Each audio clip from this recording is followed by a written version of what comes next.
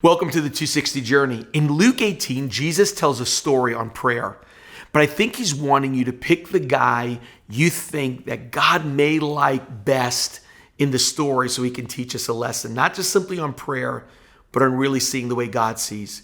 Keep in mind, I said God and not you, because sometimes we assume that who we like and what we like, God likes the same thing that we do.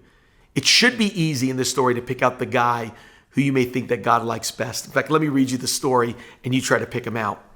He told his next story to some who were complacently pleased with themselves over their moral performance and looked down their noses at the common people. Two men went up to the temple to pray, one a Pharisee, the other a taxman. The Pharisee posed and prayed like this: "Oh God, I thank you that I'm not like other people, robbers and crooks, adulterers, and heaven forbid like this taxman. I fast twice a week and I tithe on all of my income." Meanwhile, in another section of the temple, the taxman slumped in the shadows, his face in his hands, not daring to look up, and said, "God, give mercy, forgive me a sinner." Jesus commented, "This taxman and not the other guy went home and was made right with God. If you walk around with your nose in the air, you're going to end up flat on your face. But if you're content to be simply yourself, you will become more than yourself," is what Jesus said. The two guys were a Pharisee and a taxman. Really, it's the story of the church guy and really the street guy. The church guy basically says, "I haven't done bad stuff in my life, and I've done all the good stuff." The street guy says, "I've done all the bad stuff, and I am a sinner." They are both seemingly doing the same thing at present, and they're both praying. But for prayer to be prayer, God has to hear it. Verse 11 says, the Pharisee stood and was praying to himself. God wasn't even listening to that prayer. What's going on in this story? Well, let me tell you another story. If my wife and I have a disagreement and I'm in the wrong, there are two ways for me to fix this. One, I could do a lot of good things. That's called self-righteousness. Doing a lot of good stuff for her, giving her gifts, doing the dishes and the laundry. I'm being a good boy now. I'm making myself acceptable to her now. I keep doing stuff until the guilt is gone. That's the first guy in the story who prayed. He's trying to make himself right before God, but the problem with this for God and my wife is that the offense is never addressed and fixed. It's still on the account. But there's a second way to try to fix that argument between me and my wife. The atmosphere is thick, but what needs to happen is this. It's not hard. It's simply an apology, to ask her for forgiveness. Why do I want her forgiveness? To put the relationship back in order, to have a happy home, good meals, good conversation.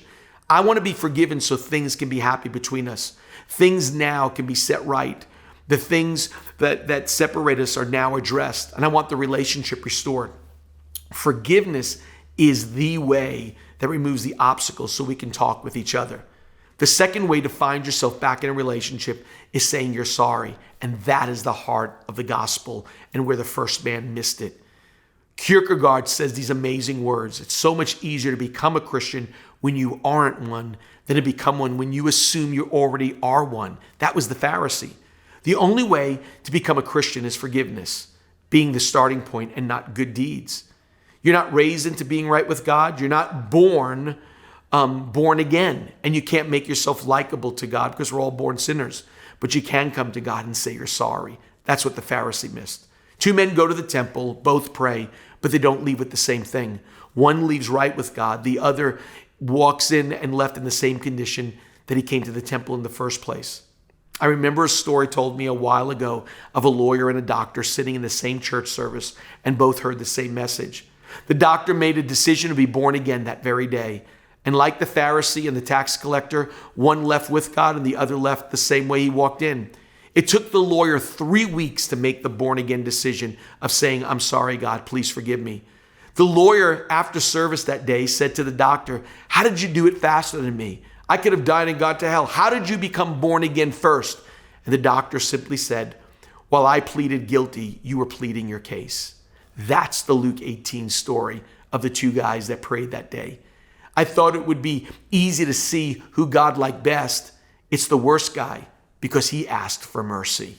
Always remember Martin Luther's words. What makes you think that God is more pleased with your good deeds than he is with his blessed son? Thanks for joining the 260 Journey.